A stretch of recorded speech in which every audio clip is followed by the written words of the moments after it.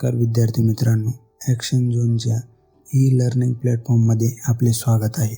आज आपण गणिताच्या पहिल्या महत्त्वपूर्ण प्रकरणाला सुरुवात करत आहोत. गणित हा विषय सगळ्यांचा शालेय विषय, परंतु स्पर्धा परीक्षेमध्ये हा विषय अतिशय महत्त्वाचा ठरतो, गुण मिळवण्यासाठी आणि मेरिट ठरवण्यासाठी सुद्धा. गणित हा अतिशय सोपा विषय आहे. जर आपण त्याचा व्यवस्थित सराव केला, हा आपल्याला खूप सारे मार्क्स देऊन जातो. तर मित्रांनो, आज आपण पहिलं प्रकरण बघणार आहोत, संख्या.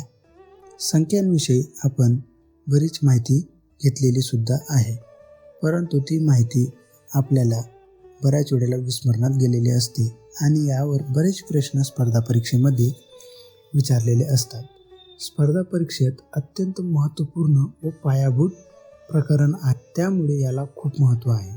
चला बघूया तर संख्या कोणत्या आहेत, त्यांचे प्रकार कोणते आणि त्यांच्याविषयी आपण थोडक्यात माहिती अभ्यासूया आणि त्याविषयी आपण माहिती जाणून घेऊया व परीक्षेमध्ये भरपूर असे मार्क मिळवूया.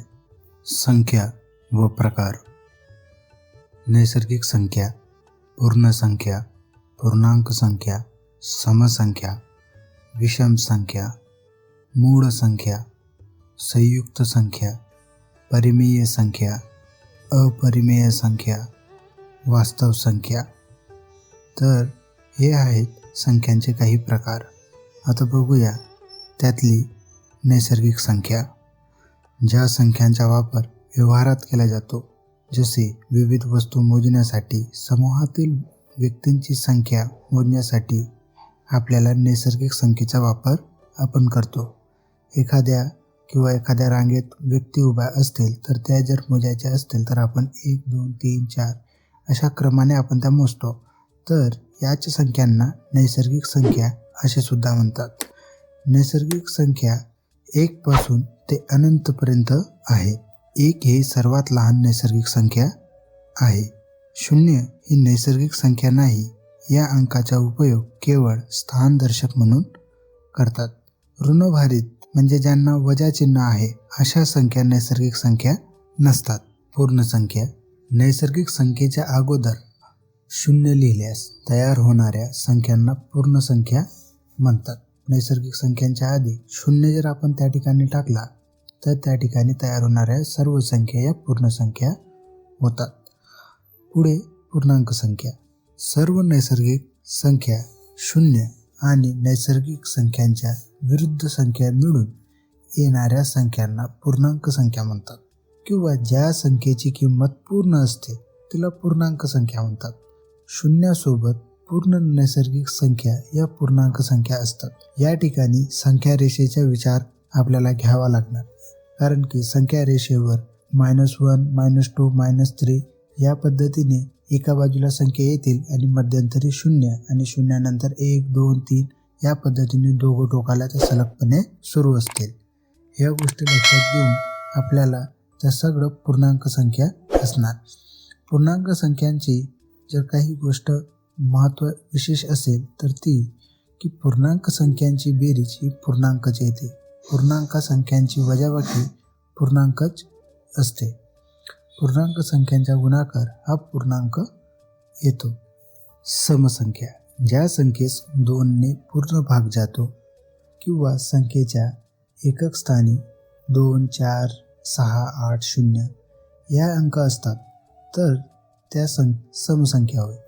2, 4, 6, 8, 10, 12 या समसंख्या आहे. कोणत्याही विषम संख्येत 1 मिळवला असता समसंख्या मिळते. कोणत्याही 2 समसंख्यांची बेरीज ही समसंख्याच येते. कोणतेही 2 समसंख्या घ्या, उदाहरणार्थ 22 आणि 24 यांची जर आपण बेरीज केली तर येणारे उत्तर ही समसंख्या असेल. 2 क्रमवार समसंख्यांच्या मसावी 2च असतो. आता 2 क्रमवार कुठल्याही 1 ते 100 किंवा ज्या संख्या सम आहेत त्या जर आपण निवडल्या आणि त्यांची जर आपण मसावी काढला तर तो 2 येतो. आता निवडूया आपण 2 संख्या, एक 12, दुसरी 14 आणि तिसरी 16. यांचा जर आपण मसावी काढला तर तो मसावी सगळ्यात छोटा अंक जर विचारात घेतला तर तो 2च असणार. 3 क्रमवार समसंख्यांमध्ये सर्वात मोठ्या व सर्वात लहान संख्यात 4चा फरक असतो.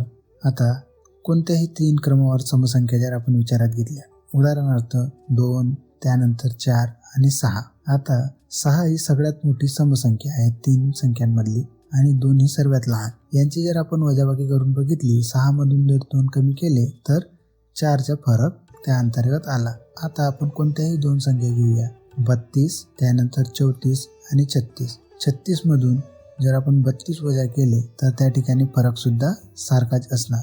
अशा कोणत्याही समसंख्या आपण निवडल्या क्रमवार 3 तर त्यांच्यामध्ये 4चाच फरक असणार. 1 ते 100 या समसंख्यांमधील 1 ते 10 या संख्यांमधील सर्व समसंख्यांची बेरीज 30 असते. आता 1 ते 10 मध्ये कोणकोणत्या समसंख्या आहेत ते बघूया. 2, 4, 6, 8 आणि 10 या समसंख्यांची जर आपण बेरीज केली तर त्याची बेरीज 30 येते.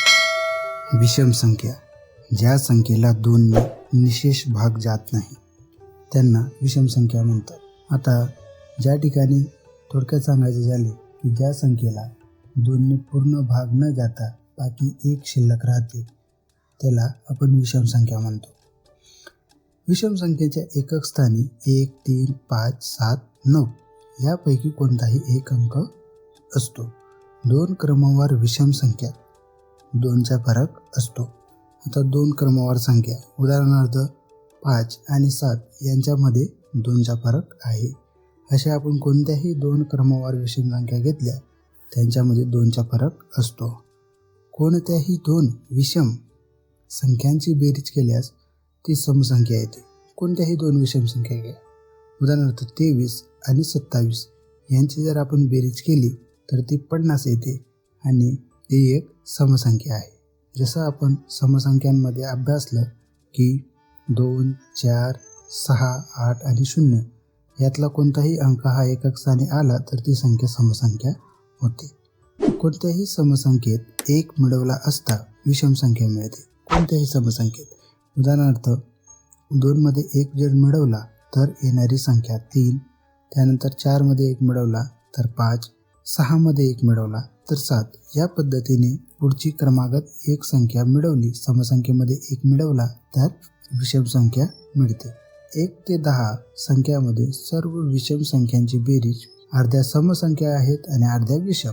आता आपण यापूर्वी समसंख्या वेगळ्या केल्या होत्या, आता आपल्याला विषम संख्या वेगळ्या करायच्या आहेत. तर विषम संख्या कोणत्या? 1, 3, 5, 7, 9 या विषम संख्या आहेत. यांची जर आपण बेरीज केली तर ती बेरीज 25 इतकी येते. पुढे मूळ संख्या, ज्या संख्येला 1 व फक्त त्याच संख्येने भाग जातो त्यास मूळ संख्या म्हणतात. आता मूळ संख्या 1, 2, 3, 5, 7, 11, 13, 17 ह्या काही मूळ संख्या आहेत. अशा 1 ते 100 मध्ये जवळपास 25 मूळ संख्या आहेत. 0 आणि 1 या मूळ संख्या नाहीत. 2 ही एकमेव सम संख्या आहे जी मूळ संख्या आहे. 1 ते 100 पर्यंतच्या सर्व मूळ संख्यांची जर आपण बेरीज केली तर ती 1060 येते. मूळ संख्यावर बरेच प्रश्न परीक्षेमध्ये विचारले जातात. मूळ संख्या ओळखा किंवा 1 ते 30 पर्यंत असणाऱ्या एकूण मूळ संख्या किती किंवा 1 ते 10 मध्ये असणाऱ्या मूळ संख्या किती हे आपल्याला बऱ्याच वेळेला परीक्षेमध्ये विचारलेलं बघायला मिळेल. त्यामुळे मूळ संख्या हा घटक अतिशय महत्त्वाचा आहे. मूळ संख्यांचा एक तक्ता आपण व्हिडिओमध्ये बघू शकतात की कोणत्या रांगेत किती मूळ संख्या आहेत. जोड मूळ संख्या ज्या 2 सलग संख्यांमध्ये केवळ एकच संख्या असते अशा 2 मूळ संख्यांना जोडमूळ संख्या म्हणतात. 5, 3, 5, 5, 7, 11, 13, 17, 19, 29, 31 म्हणजे ज्या क्रमागत आहेत, ज्यांच्यामध्ये एक संख्या येते आणि पुढे परत मूळ संख्या येते, अशा संख्यांना आपण जोडमूळ संख्या म्हणतो. 1 ते 100 पर्यंतचा जर विचार केला तर याच्यामध्ये 8 जोड्या जोडमूळ संख्याच्या आहेत. जोडमूळ संख्या एकटी नसते, ती कधीही जोडीनेच असते. जोडमूळ संख्येवरती बरेच प्रश्न आजपर्यंत विचारलेले आहेत की जोडमूळ संख्या ओळखा. मग ते 3 अंकी संख्या असू शकतील, 100च्या पुढचे असतील किंवा 100च्या आतील असतील. त्यामुळे जोडमूळ संख्येची व्याख्या आपली नीट लक्षात असायला पाहिजे. संयुक्त संख्या. मूळ संख्या नसलेल्या नैसर्गिक संख्यांना संयुक्त संख्या म्हणतात. आता 1 ते 100मध्ये जितक्या काही आपण मूळ संख्या बघितल्या त्या सोडून ज्या शिल्लक राहिलेल्या संख्या आहेत त्या संयुक्त संख्या असतात. आता 1 ते 100च्या दरम्यान एकूण 74 संयुक्त संख्या आहेत. जसं आपण बघितलं की मूळ संख्यामध्ये 0 आणि 1 ह्या मूळ संख्याही नाहीत, त्याचप्रमाणे त्या संयुक्त संख्याही नाहीत. त्यामुळे त्यांची यामध्ये गणना केली जाणार नाही. 1 आणि सर्व मूळ संख्या वगळून शिल्लक राहिलेल्या सर्व संख्या संयुक्त संख्या आहेत. संयुक्त संख्या या एकूण 74 आहेत सांगितल्याप्रमाणे आणि मूळ संख्या या एकूण 25 आहेत. 1 ही संयुक्त संख्याही नाही आणि मूळ संख्याही नाही. परिमेय संख्या. पुढील प्रकार आहे परिमेय संख्या. ज्या संख्यांचा वापर अंकगणितात केला जातो त्या सर्व परिमेय संख्या असतात. उदाहरणार्थ कोणत्याही आपण जर संख्या घेतल्या ज्या अपूर्णांकांच्या रूपात आपण लिहितो, 17/5, 13/6, 4/-3, -12/5, 0, -16, 8 या सर्व संख्या परिमेय संख्या आहेत. परिमेय संख्या धन व ऋण अशा दोघही प्रकारच्या असतात.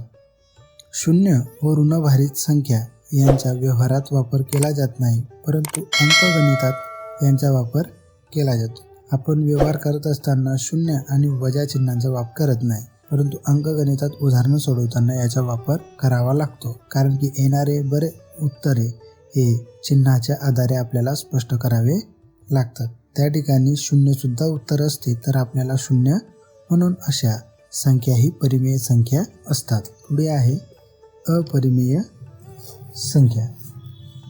ज्या संख्येची दशांश अपूर्णांकातील रूपात अनंत अनावर्ती म्हणजे खूप सारे नंबर परत किंवा वापस रिपीट होत नाहीत किंवा ज्यांच्या आपण गणितीय पद्धतीने उत्तर काढू शकत नाही, त्या ठिकाणी आपल्याला लॉग टेबल किंवा कॅल्क्युलेटरचा उपयोग लागतो.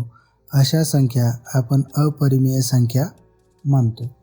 तर ह्या संख्या जर ओळखायच्या झाल्या, उदाहरणार्थ वर्गमुळात 2 ही संख्या घेतली तर याचे उत्तर आपण गणितीय पद्धतीने काढू शकत नाही. तर याला आपल्याला लॉग टेबल किंवा कॅल्क्युलेटरचा उपयोग आपल्याला या ठिकाणी करावा लागेल आणि हे याचे उत्तर काढावे लागतील. म्हणजे ज्याचे उत्तर आपण सोडून काढू शकत नाही, इतर वस्तू किंवा इलेक्ट्रॉनिक गॅजेट किंवा लॉग टेबल यांचा वापर करावा लागतो, तर त्या सर्व संख्या अपरिमेय संख्या.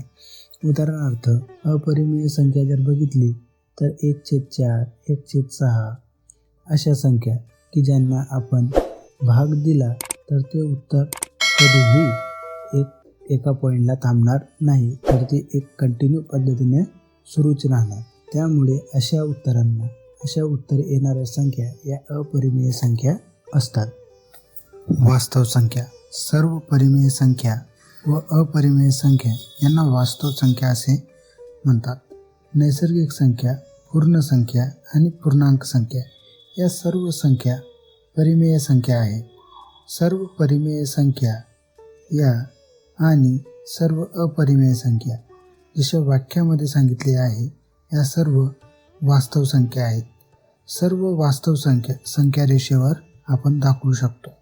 संख्या रेषेवरील प्रत्येक बिंदूबरोबर एक वास्तव संख्या संबंधित असते आणि प्रत्येक वास्तव संख्येबरोबर संख्या रेषेवरील एक बिंदू त्याच्याशी संबंधित असतो. म्हणून या संख्या रेषेस वास्तव संख्या रेषा असे देखील म्हणतात.